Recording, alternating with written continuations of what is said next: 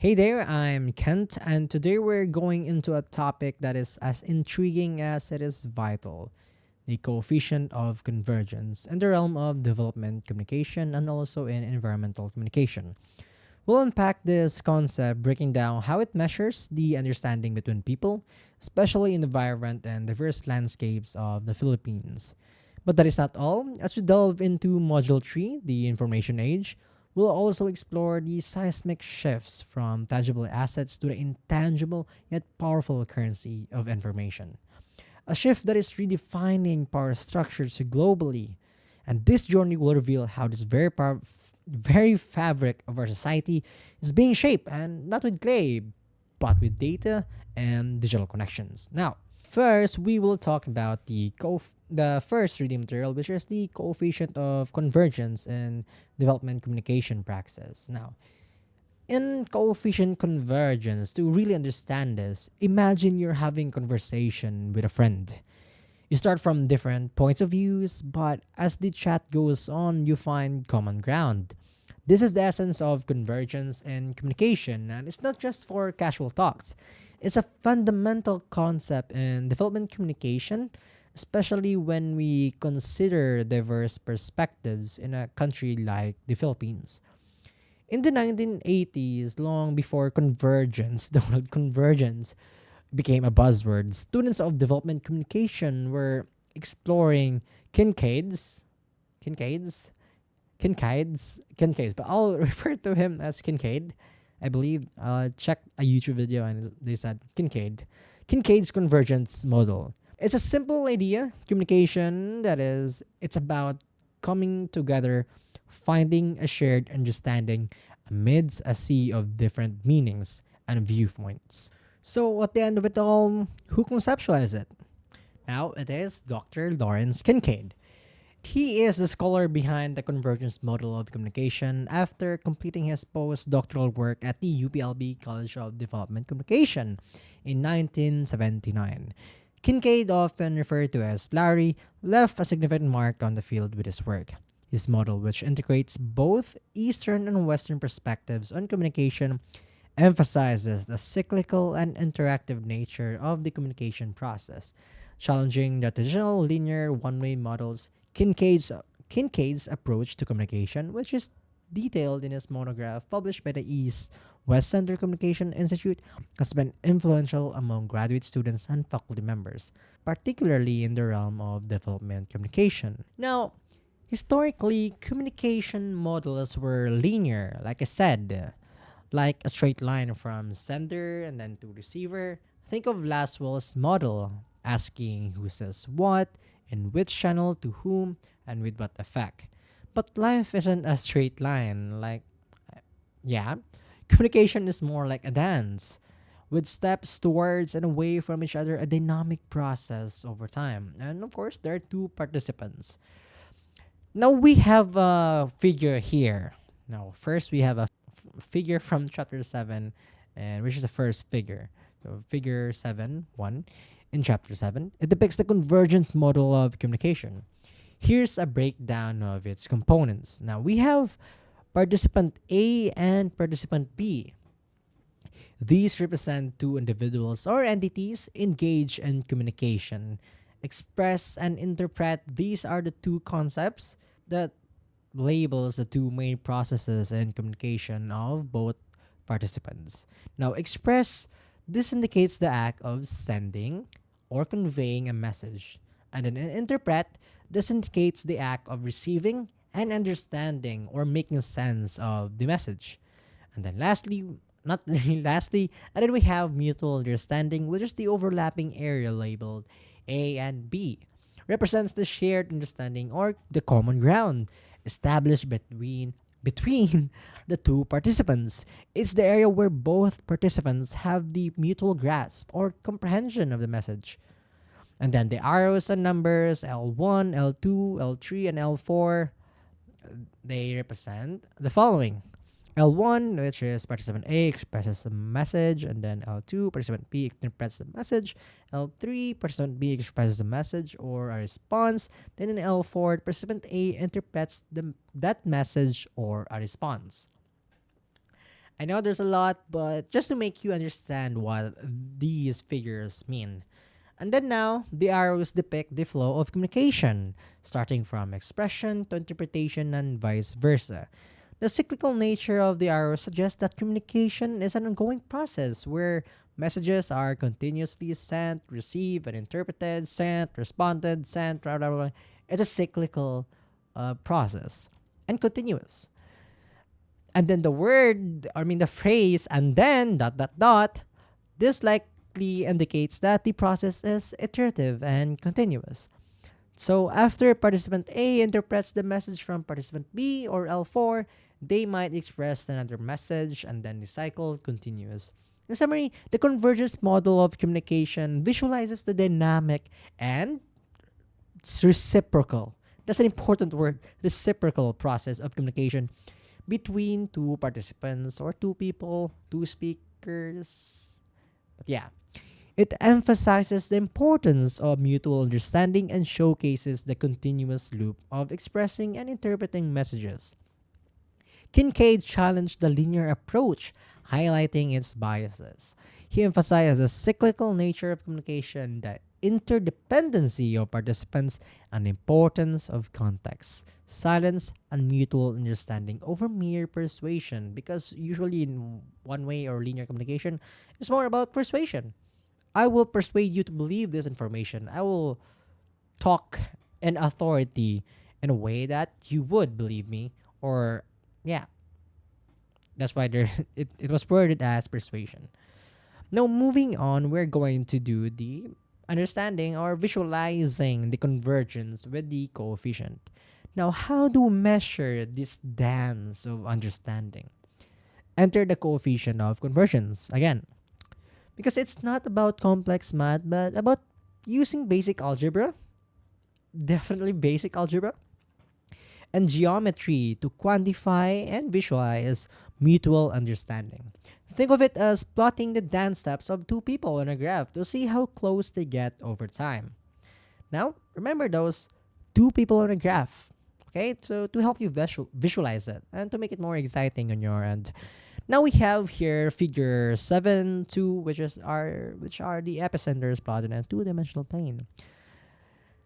Now, think of these epicenters as the heart of understanding for each participant. The circles represent their knowledge and perspectives, and where they overlap, we find the mutual understanding, just like I mentioned. This shared space is where A's and B's views converge. Converge. And it's crucial for achieving consensus, whether in a community meeting, in a barangay, or national policy discussions, or if you're having a fight with your husband or wife or girlfriend or your friend. You talk over time, and then over time, oh, never mind. I'll give this example later. Now we have here the 7-3, which is the plotted epicenters figure. We observe the starting points of A and B's understanding as they exchange ideas and information. These epicenters begin to drift towards each other. Now we will see this in the next figure, illustrating the convergence process. It's like two friends with different opinions on a movie, sharing their perspectives until they find common ground. This figure captures the essence of that journey towards a shared understanding. Now, finally, we have here the figure 7-4 shows us the culmination of this process. The points A and B, once distance, now move closer together, indicating an union of understanding. The directional arrows guide us through their journey of coming together. This is convergence in action, a visual metaphor for the power of communication to bridge gaps and build understanding, a process as relevant in our local communities as it is in the global arena. Now, remember this one in the global arena. We will talk more about this in the next sections or chapters or modules. So again, it's like two people fighting with one another as they undergo this cyclical process of communication, as shown in figure 7-1. They will eventually find a mutual understanding and perhaps settle the conflict. But if you stop and not make any effort, and this is where the X, by the way, if you stop and not make any effort, the time in the graph represents this, as people don't do any effort, they won't find resolution nor find mutual understanding. That's why the variable of time is there. You need to make the effort, you need to commit some of your time to create or converge eventually to a mutual understanding. So it requires um both participation of both parties or participants. Now let's move on to the more fun part, which is the math. Who loves math? I mean, who hates math, right? Now again, we have the we're going to talk about the distance between 2 points using Pythagoras. So this is the part where I realized that I shouldn't have talked about the math because I don't think it really helps with a discussion and it made the video a lot longer. But if you're interested to know my explanations or listen to them, I'll provide a different link. Hopefully, future Kent will remember this. Now, thank you for listening on that part. Now I know we're 17 minutes in or somewhere along that path, something along that time, but we're almost done actually. Now we are going to move on in the chapter 3 from the environmental communication by Alexander G. Floor.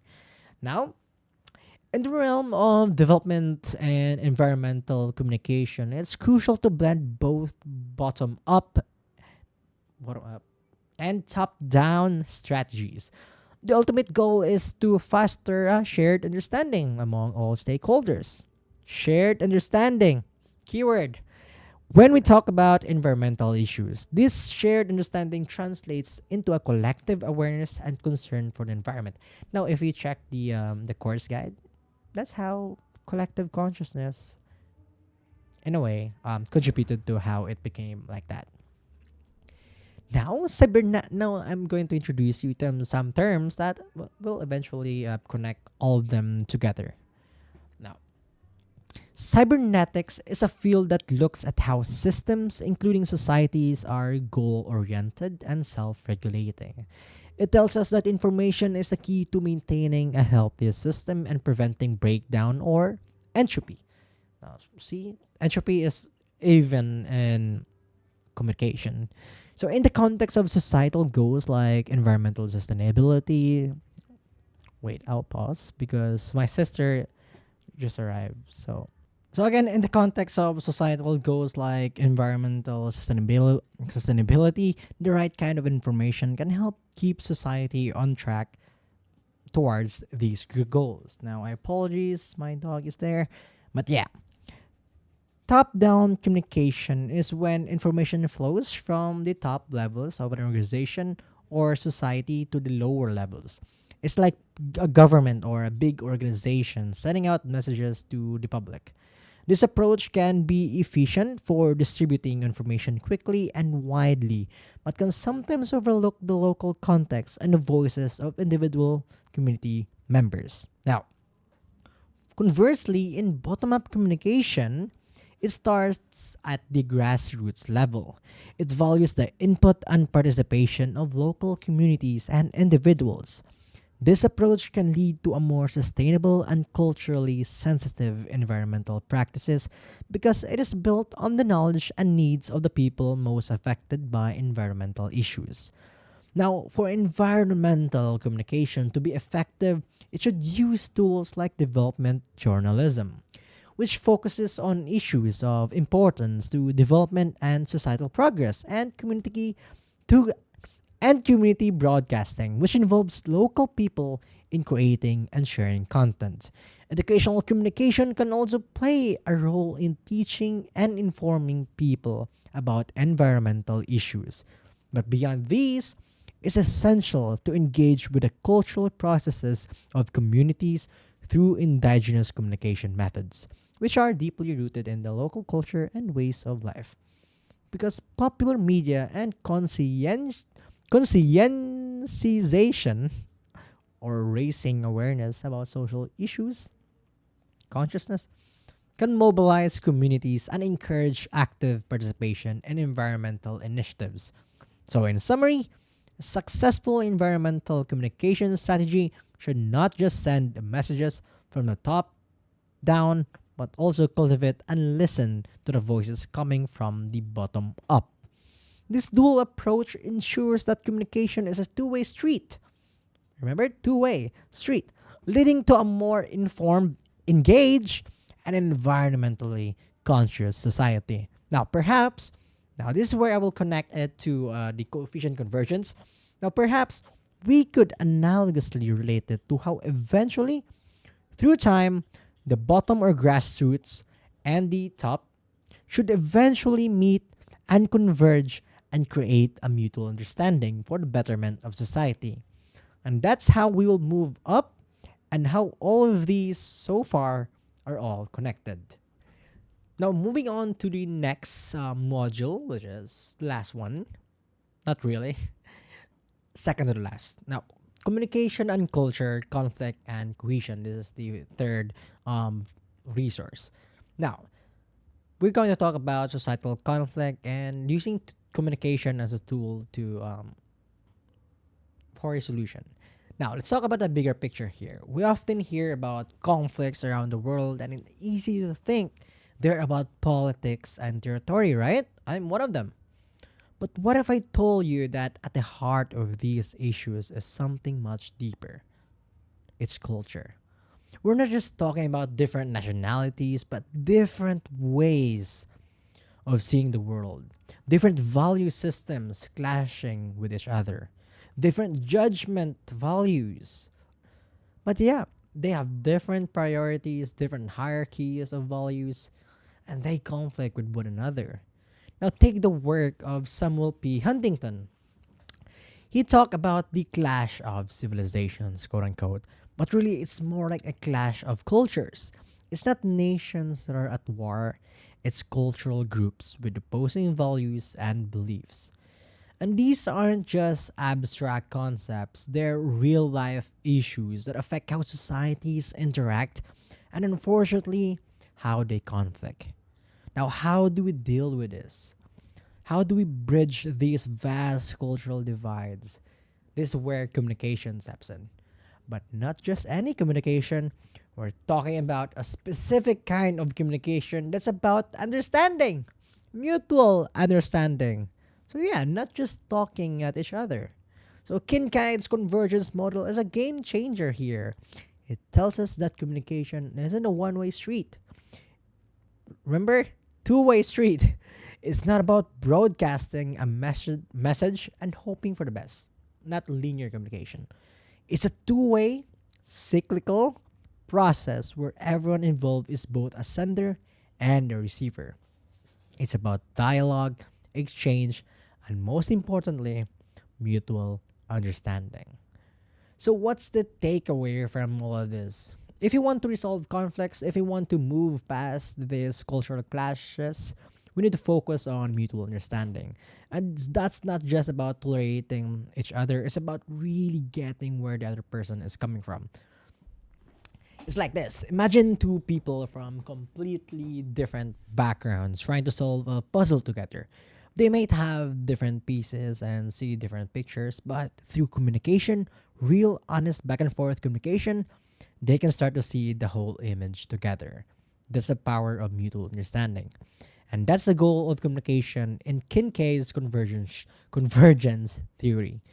It's not just about exchanging information, it's about converging on common ground despite our cultural differences.